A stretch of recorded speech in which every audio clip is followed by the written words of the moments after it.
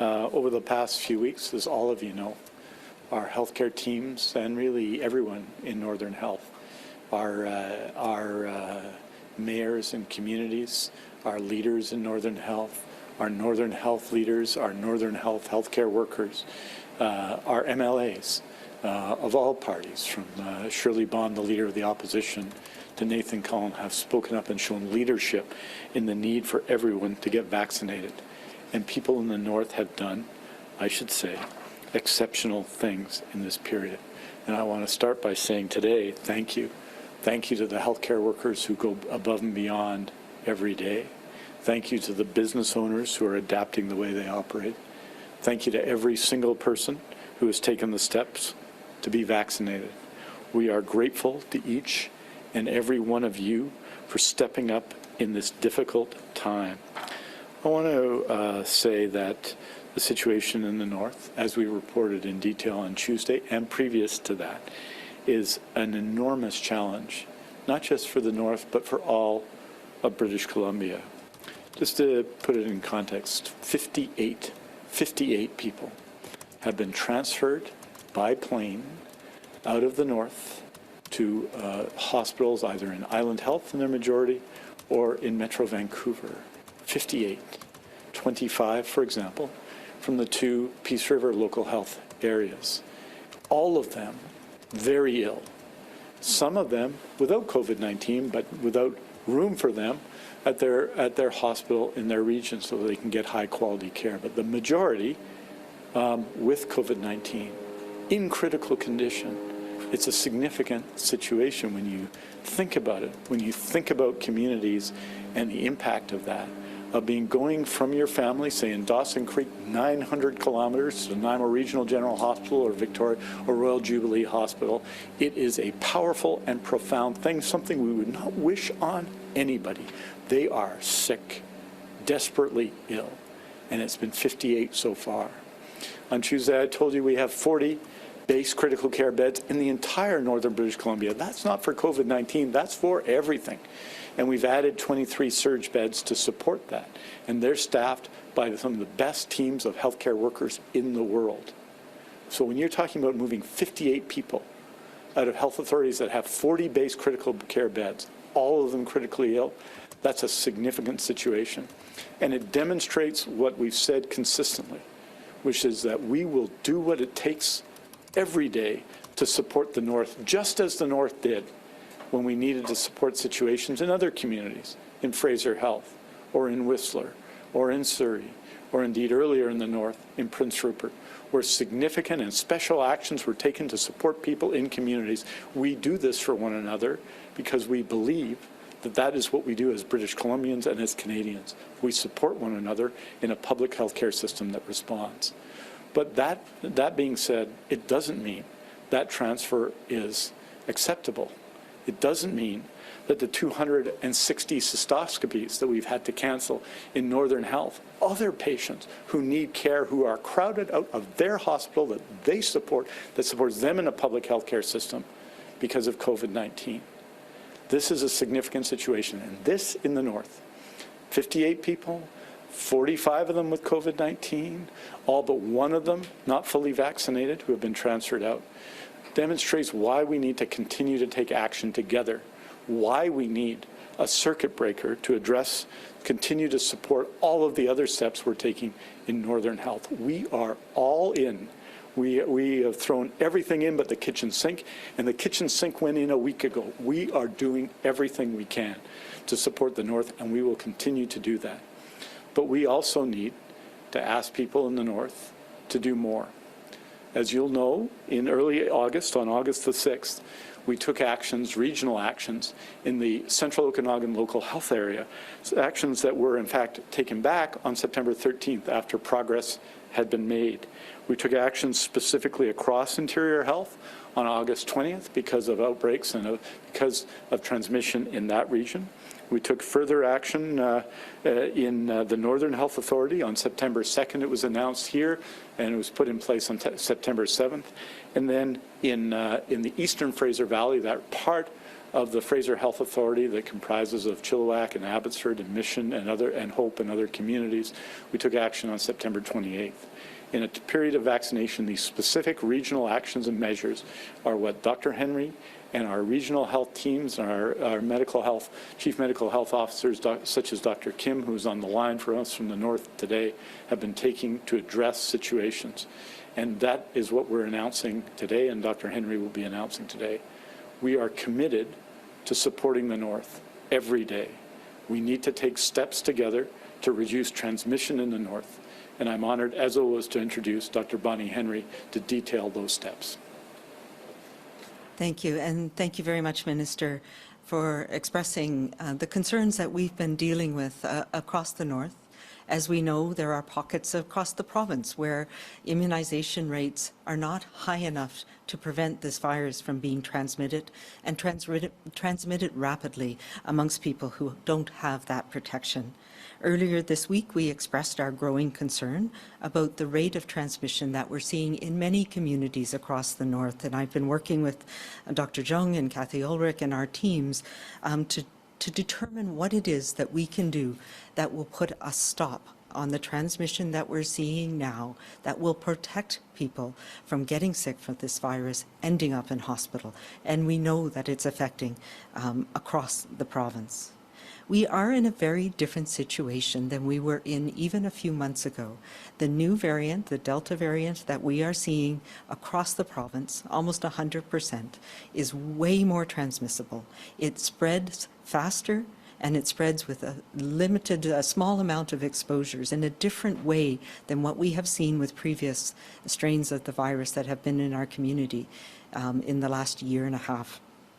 And we are seeing it cause more severe illness in younger people. So if you are somebody who is young and healthy and thinks, I'm just going to get through this, no problem, that's not the case now. We're seeing this across the province, but particularly in communities in the north where unvaccinated people in their teens, but primarily in their 20s, in their 30s, in their 40s, are ending up in critical care, ending up in hospital. And today, tragically, we had a young person in their 20s die from COVID in the north. We need to take additional measures to stop this transmission, to stop this severe illness in young people, in middle-aged people, in people whose immune systems aren't working as well across the north. As Minister Dix mentioned, we are seeing hospitals and ICU filling up with young, otherwise healthy individuals struggling to breathe with COVID-19. And many people, even if they have mild illness, are now having long-term effects.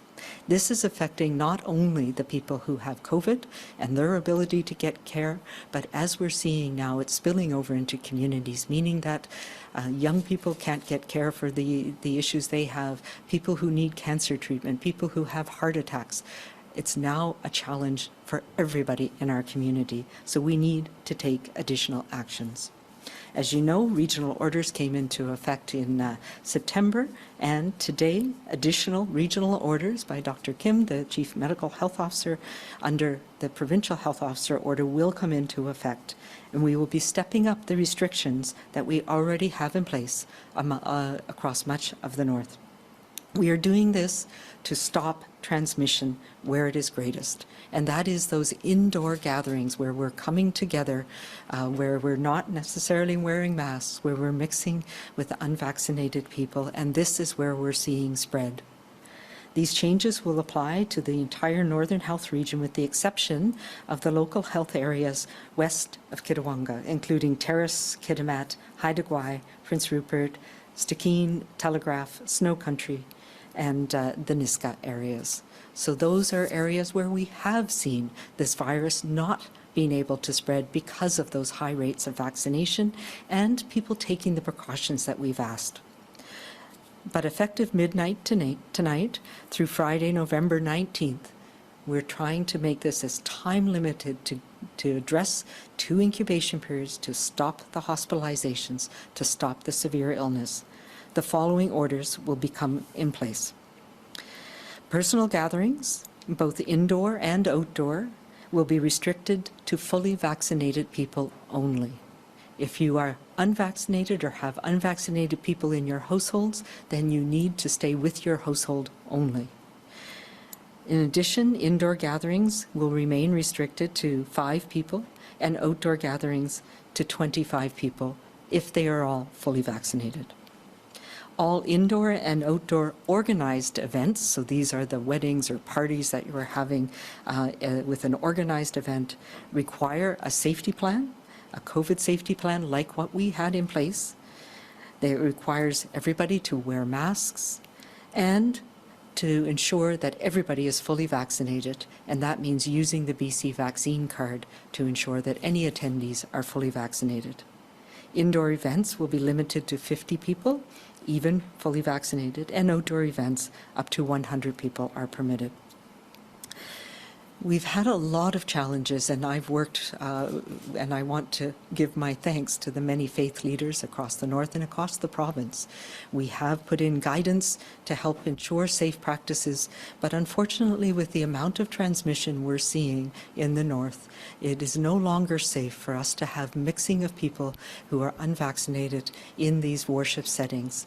And for the next period of time, worship services will be limited to virtual services only.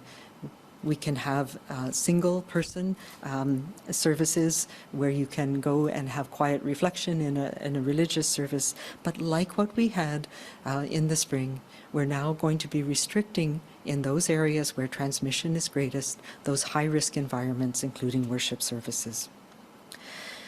We also know that we have issues with people being able to use the BC vaccine card.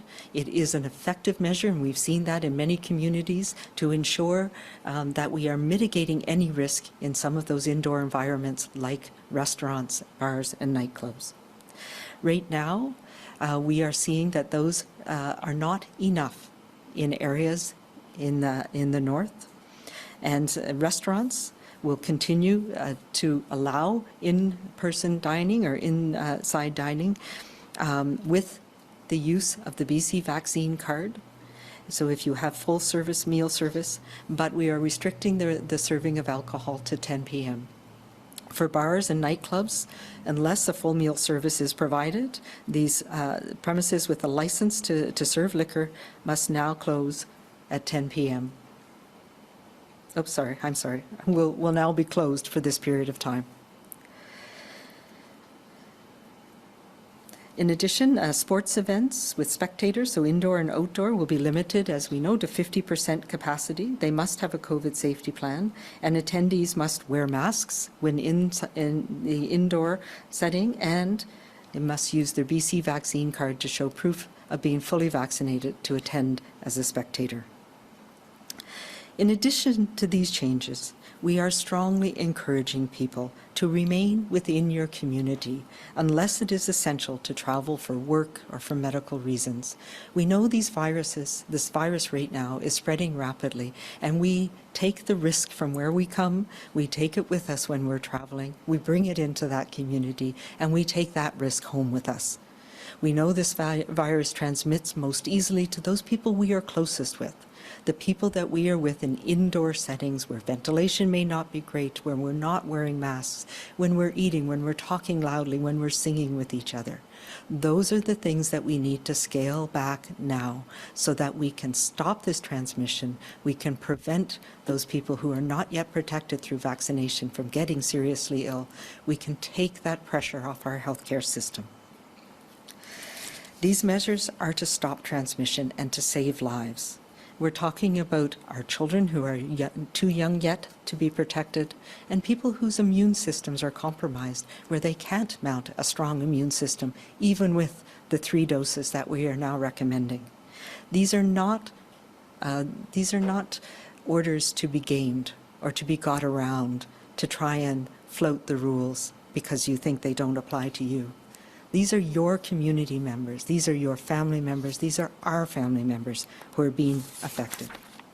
And to support these efforts, we are also stepping up our coordinated enforcement of the BC vaccine cards where they are required to help support those businesses in staying open, being able to support people who are protected to gather in those safe settings.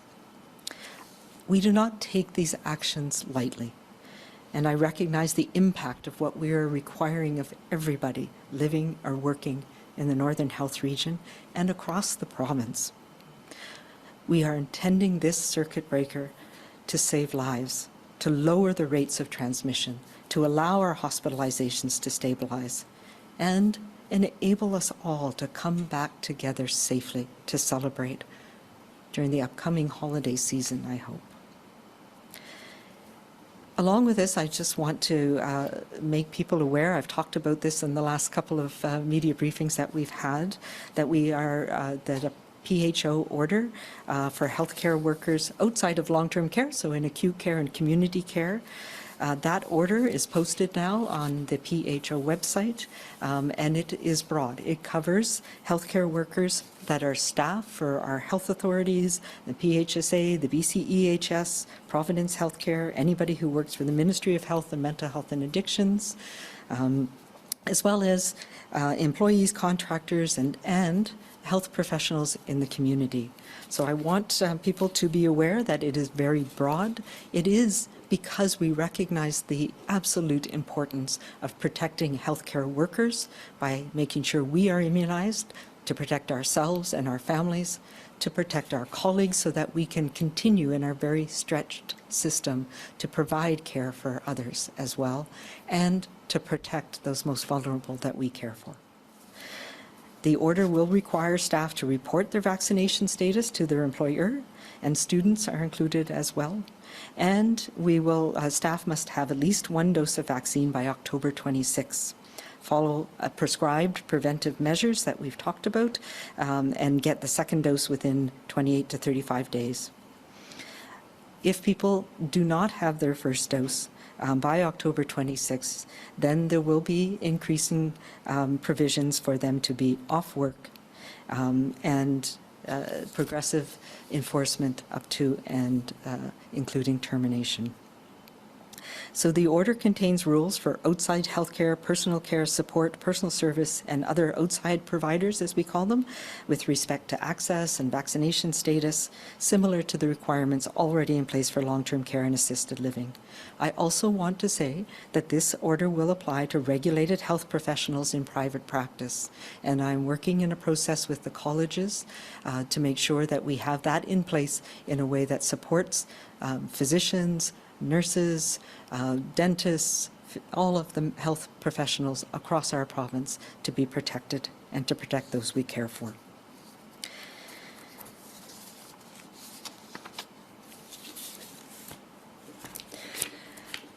I don't have to say this, but the COVID-19 virus is putting us all to the test.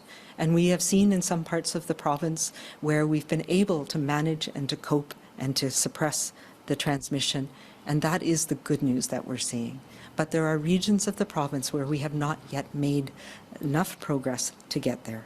And that is challenging our healthcare system, the people who care for us.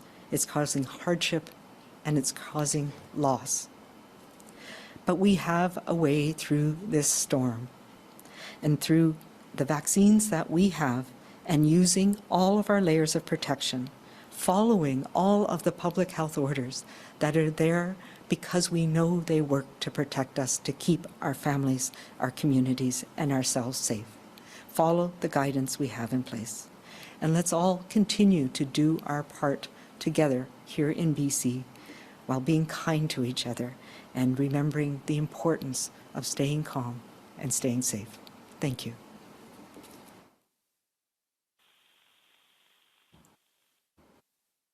And we're happy to take questions. I think that's being handled in Victoria, and it'll be on the questions. Dr. Henry will respond first, unless it's directed at me, and we'll go from there. So over to you. Thank you very much, Minister. A reminder to reporters on the line, please press *1 to enter the queue. You will be limited to one question and one follow-up. For our first question, we go to Ollie Herrera, CKPG.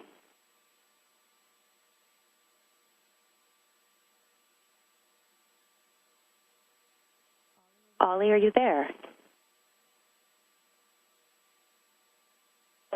Hello, sorry, I was on mute.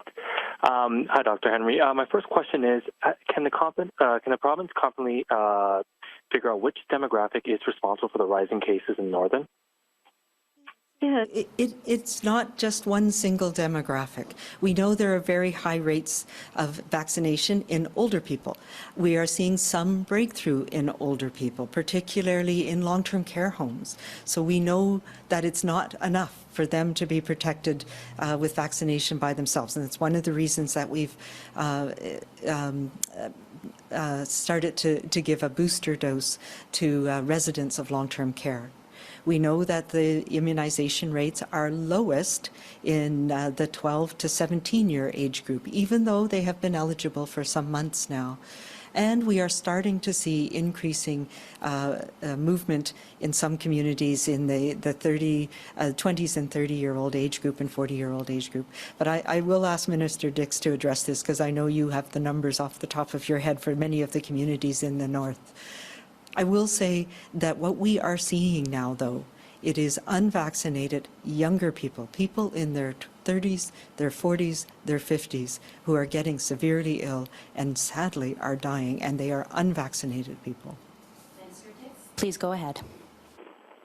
Thank you. And in terms of demographics, I think what you see across the province is that over 65 people have seen the highest risk of COVID-19 from the beginning, and have seen that especially in the first year of the pandemic, and then subsequent to that, we see relatively little differences between health authorities, such that over 65, it's about 93% of people in Vancouver Coastal Health, and 87 or so % of people in Northern Health, which is a difference, but not a large difference.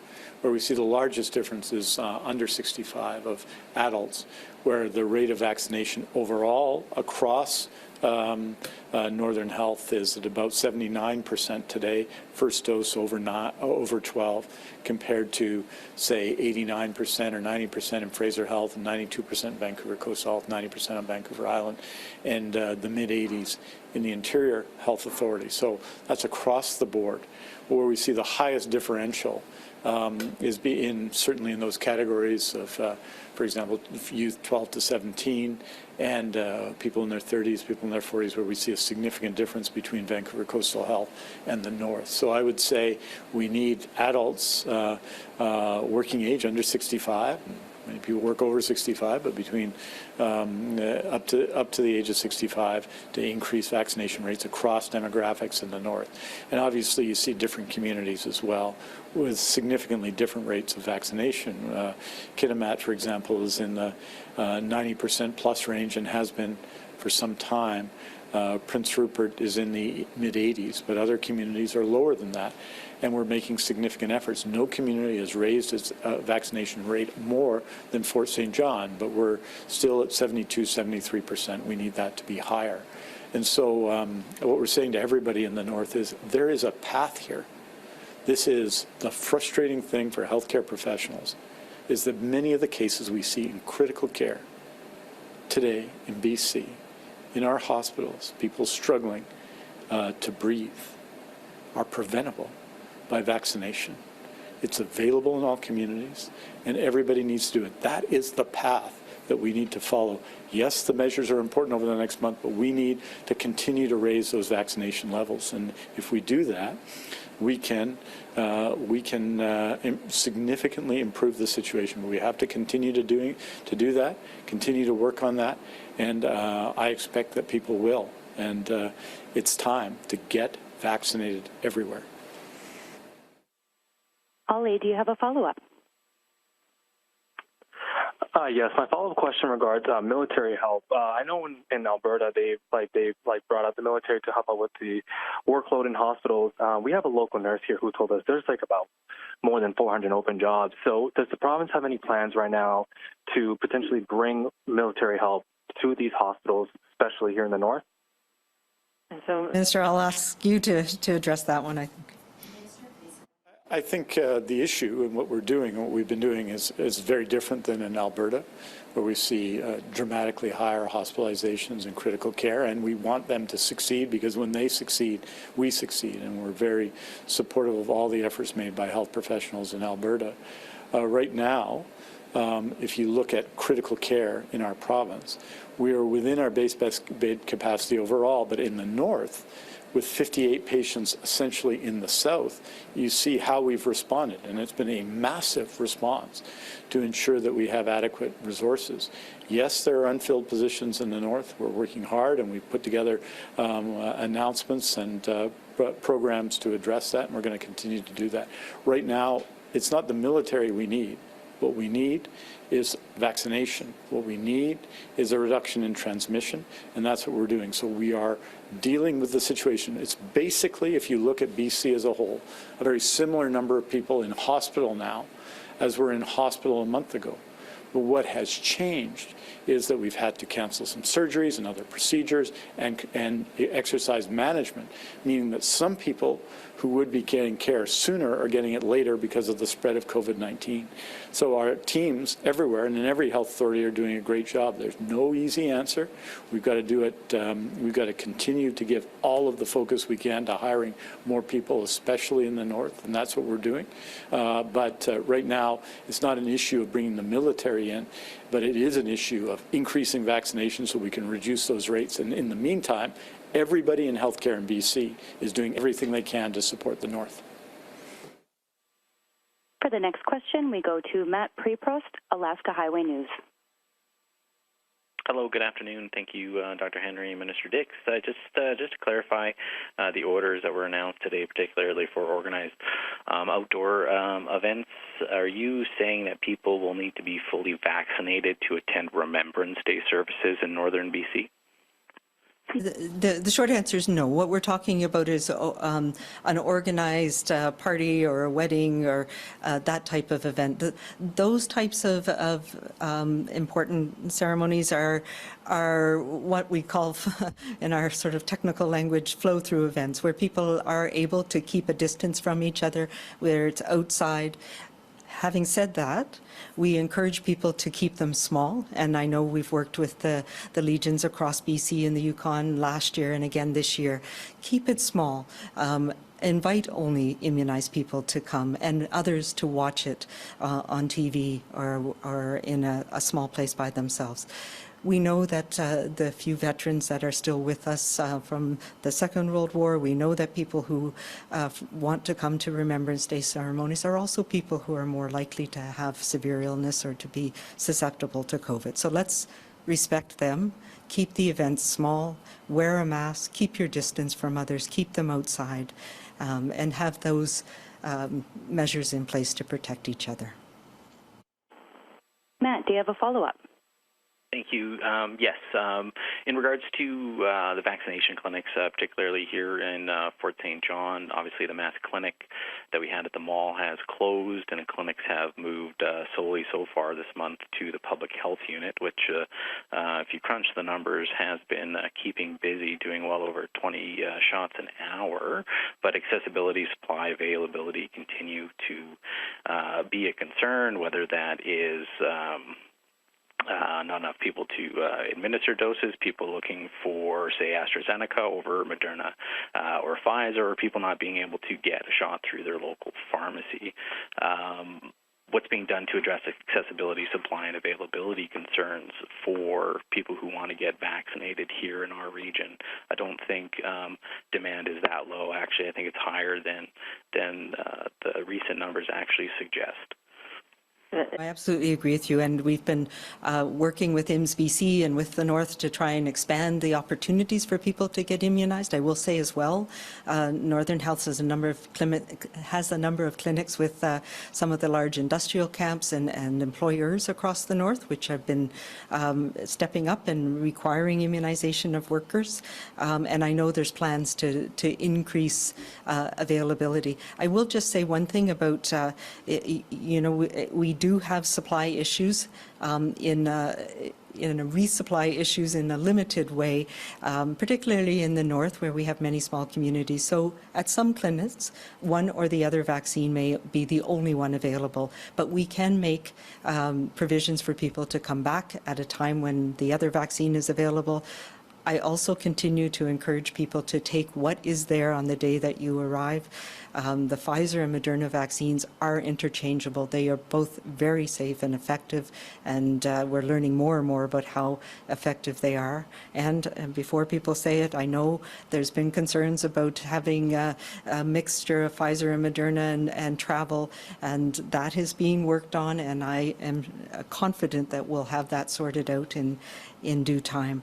But and we have been engaging with pharmacies in the north as well. And I don't know, Minister, if you want to add to that. Yes, over to... Just to say that Fort St. John, as I mentioned in my earlier remarks, has seen the highest increase. It was from a lower base, obviously, than some other communities, but we've seen a significant uptake in vaccination. And I think, and I want to express my appreciation to Mayor Ackerman and her team for that work. A lot of major employers as well, who have been advocates of vaccination in the region, who are playing an important role. We talked today, obviously we briefed today Northern MLAs. It was one of the points that MLA Dan Davies made to Dr. Henry and to the health ministry team at that briefing was the need perhaps to extend into off-hours vaccinations as well to allow for people to get vaccinated. But we've given a lot of opportunity to get vaccinated. You can tell that by how well Fort St. John has done, and tell people that they can also drop in to our vaccine clinics as well. And I encourage everyone to register and get vaccinated as soon as possible. And we're going to look at if there's increase in demand, we're going to meet that demand in Fort St. John, and as we have in the Peace Country in both Dawson Creek and Fort St. John and Chetwynd and other places in the past, that has involved as well supplementing Northern Health staff in the past with other staff. And so we're going to look at all those options to make sure that everyone can get vaccinated. But I think the evidence is that we're doing well in Fort St. John, and that's because of the incredible healthcare workers and people in that community. For the next question, we go to David Molko, CTV. Hi, Dr. Henry, Minister Dix. I wanted to ask, Dr. Henry, you mentioned briefly about breakthrough cases. I notice, if I'm looking at the numbers right, it looks like it's a higher proportion of fully vaccinated people who are now ending up in hospital. I wondered how that might impact your timing and thinking for more widespread boosters. So there's a couple of things around breakthrough cases that we are watching carefully. We know that as more people are immunized, the numbers of breakthrough cases and therefore the percent in a day will go up. But if we look at it in terms of rates, for fully vaccinated people, it's still 50 times lower risk of hospitalization and infection than people who are not yet vaccinated. So it's because it's such a smaller number of people who are not yet vaccinated.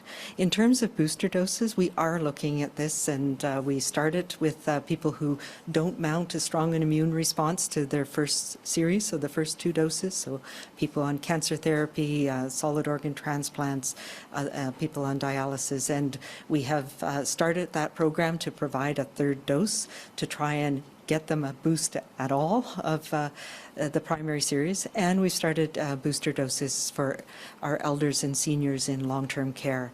We are looking very actively at are there other groups where it is important at this point in time to receive a booster dose? And we'll have more to say on that in the coming days, because there is increasing data and evidence that we're reviewing around that. So that would be people, seniors and elders in the community, people who are immunized first, people who are immunized with a shorter interval than others, because we know that longer interval that we've been using has meant longer lasting protection. I will say that for most of us, young, healthy people, that we are still seeing very strong protection from the 2-dose vaccine program that we have here in BC, and that vaccine effectiveness is lasting 6 months, 7 months, 8 months. So we'll have more to say about that soon, but that is one of the things that we're looking at in some detail. Over to Minister Dix.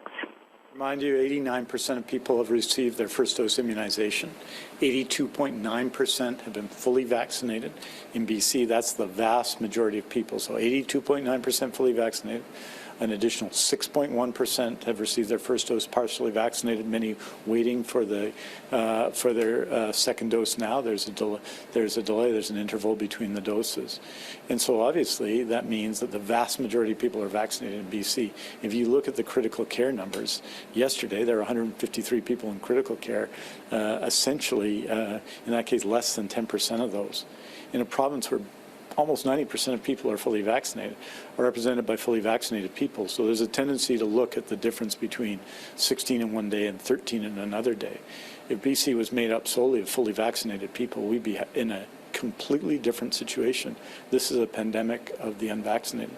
I want to say to people that if up to now there's a sense that people have either not paid attention or stopped paying attention, COVID-19 is with us, particularly in the north, in a way, in a transmissibility that it hasn't been.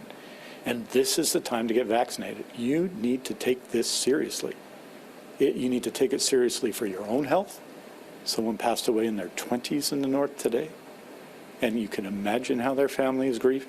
You need to take care of that for your loved ones, for people in your community, for people in the province. It is time to get vaccinated.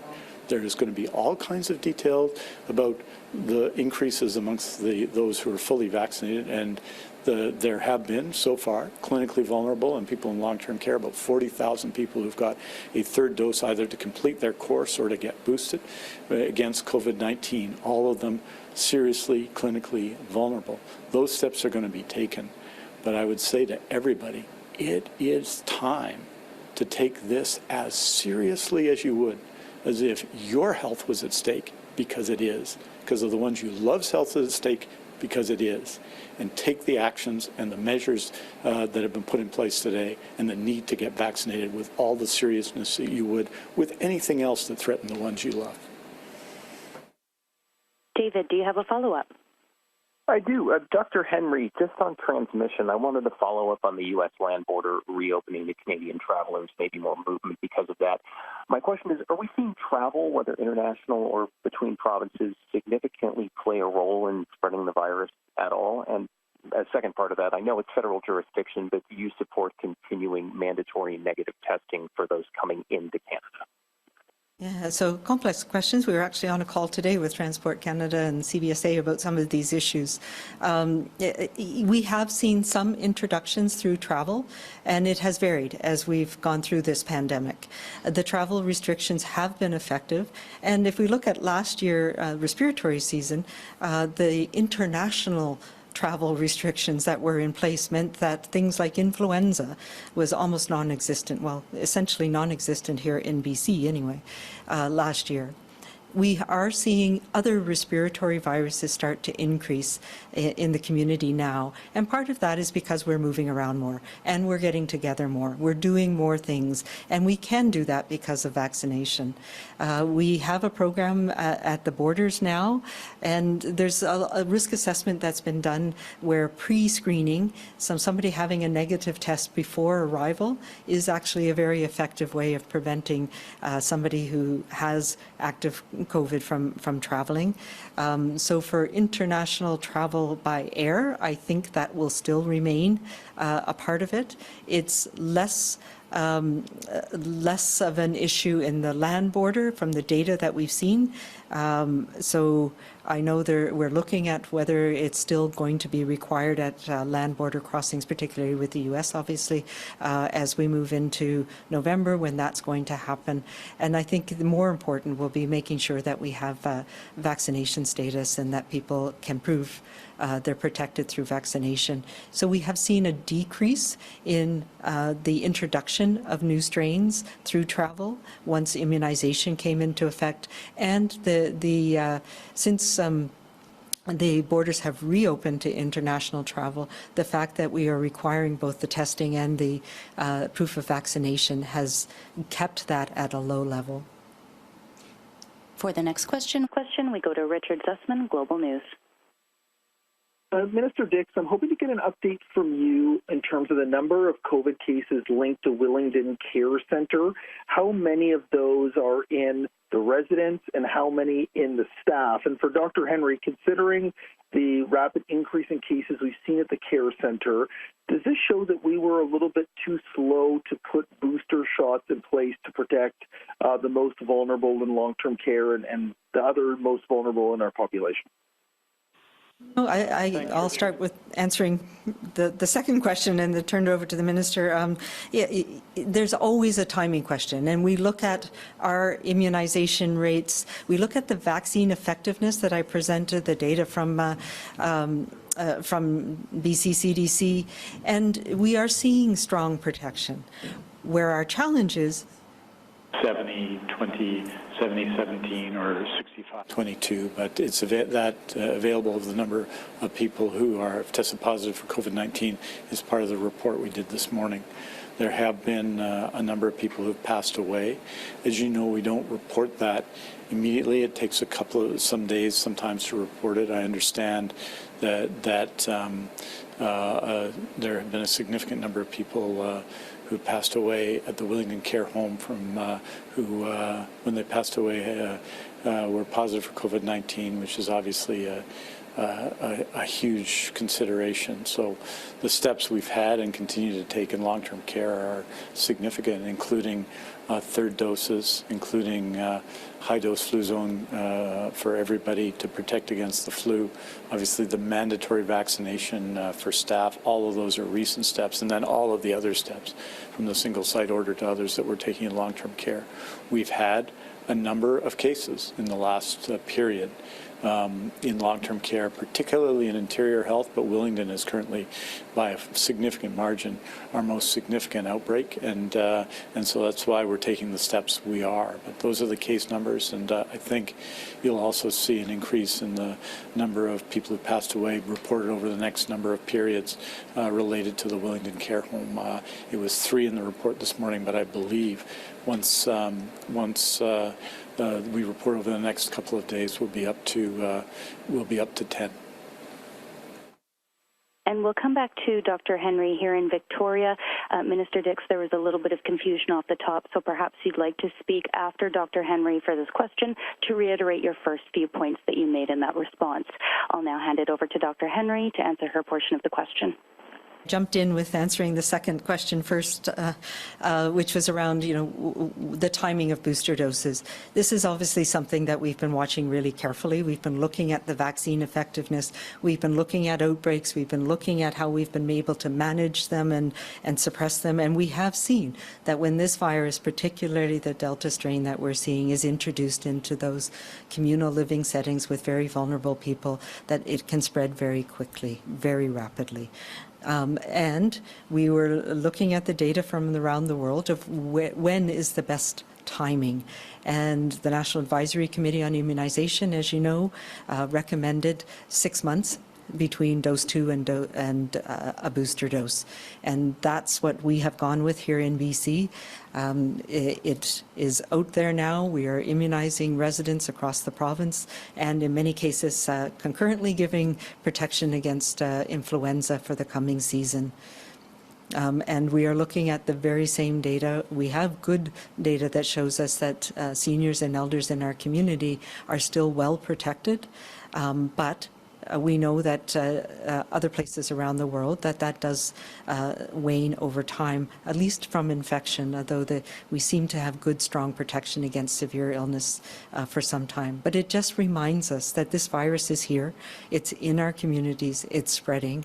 We do the best that we can to protect ourselves by being vaccinated, but we can't let go of those other important things, particularly when we're in settings where this virus can spread really rapidly, which is indoor settings, when we don't know who we're around, when the ventilation may not be great. That's where things like mask wearing, staying away from others if we're not feeling well ourselves, making sure that we're washing our hands. Those are the things that are also important for us to not forget right now. And we'll send it back to Vancouver now. Minister Dix, if you'd like to reiterate the first few points of your response. Sorry about that. From memory, I think it's 89 cases at the Wellington Care Centre in total.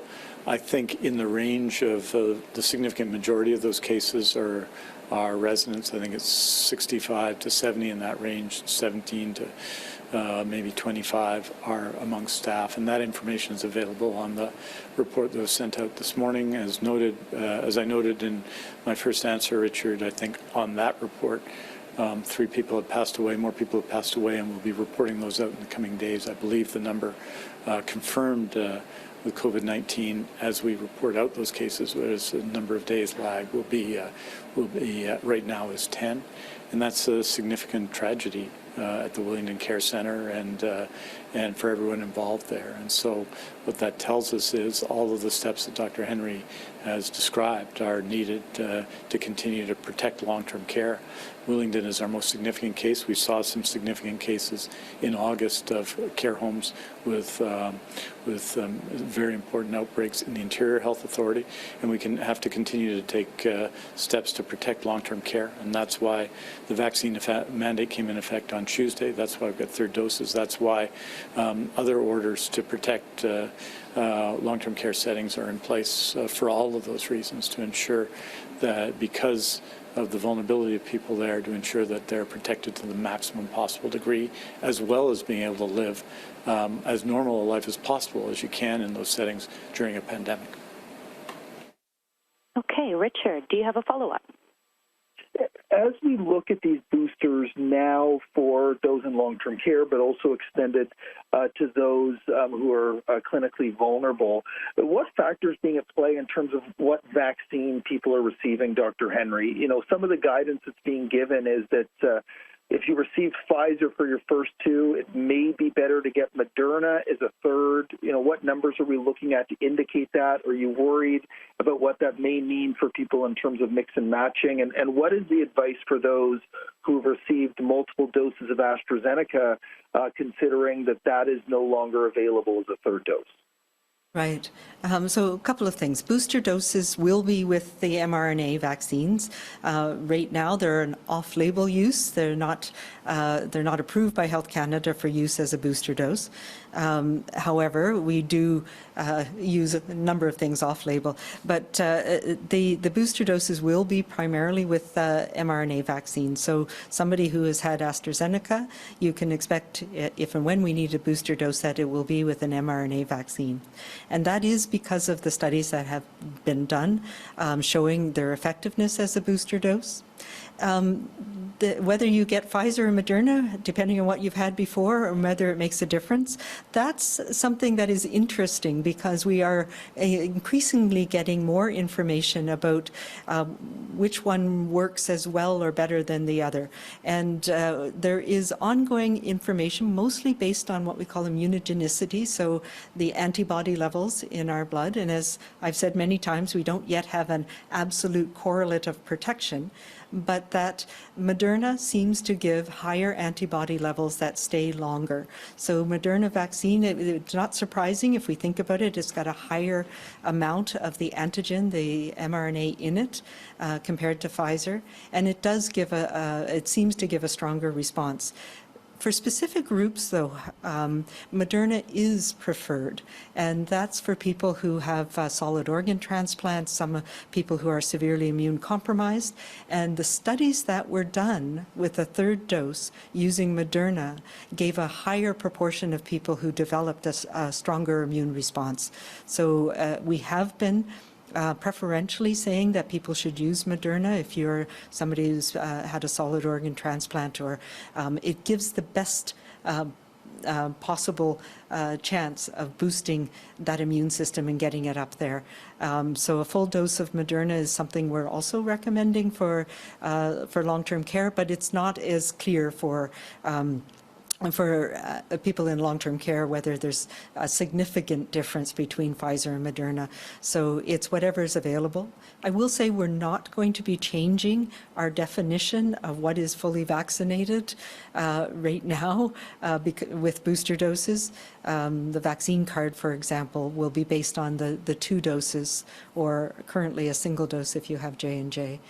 But yeah, there's lots of more and more data that's coming available from around the world that is showing us that actually mixing and matching gives the body's immune system several different ways of responding, and it may actually give you a stronger, longer lasting response.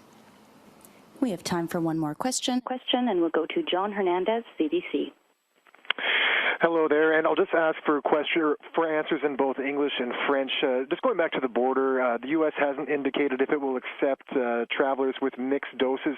Will you commit to offering a third dose by the time the border reopens to people who have had mixed doses if the U.S. doesn't accept them? And if not, why not? And you mentioned the rules might change in due time, but how long do you think that might take? Well, watching, it's been changing, sometimes one thing's daily, but certainly weekly around the world. This is an active area of discussion, debate, review, and the advisory committee in the U.S. is looking at these issues right now. So is SAGE, the advisory committee for the WHO. These are important questions, not just because we've used them here and we've shown how effective they are, but these data need to be shared. It's important for us globally to be able to mix and match vaccines and know that they work because of the way the vaccine supply has been sometimes interrupted, challenges in dates and expiry and getting vaccine to different countries. So this is an important global question to make sure that we can increase protection for people around the world. So that's why I'm confident, because Canada's been leading on some of this data, so is the UK. There's 19 European countries that also use mix and match schedules. So these are things that are going to be accepted as this data becomes available and it shows how well it works. And now we'll go over to Minister Dix for French. Notre priorité, c'est toujours la santé.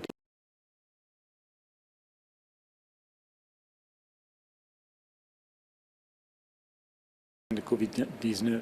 Maintenant, on a, je pense, vacciné 40 000 personnes dans les centres de soins au long terme, bien sûr, et deuxièmement, ceux qui sont vulnérables cliniquement, extrêmement vulnérables d'une manière clinique dans la province. Donc ça, c'est notre priorité pour les troisièmes doses et ça va continuer à être notre priorité d'ici à l'avenir.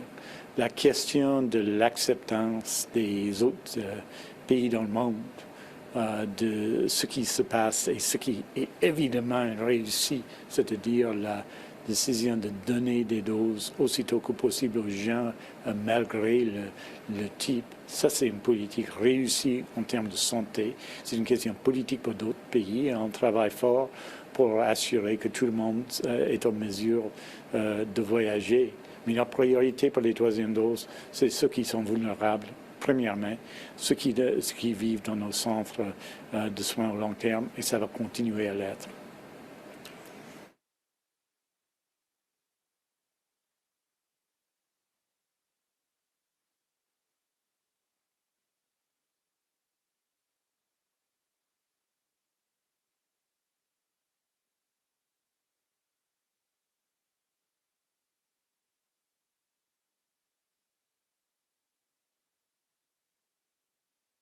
Premièrement, on a donné des renseignements sur cette question mardi, c'est-à-dire que 96% des gens qui travaillent dans les centres de soins au long terme et 97% des gens qui travaillent au assisted living dans notre province ont été vaccinés, ce qui est quand même une réponse impressionnante un peu partout dans la province. Il y a un tas de centres, un tas de maisons dans la province où la totalité des gens ont été vaccinés.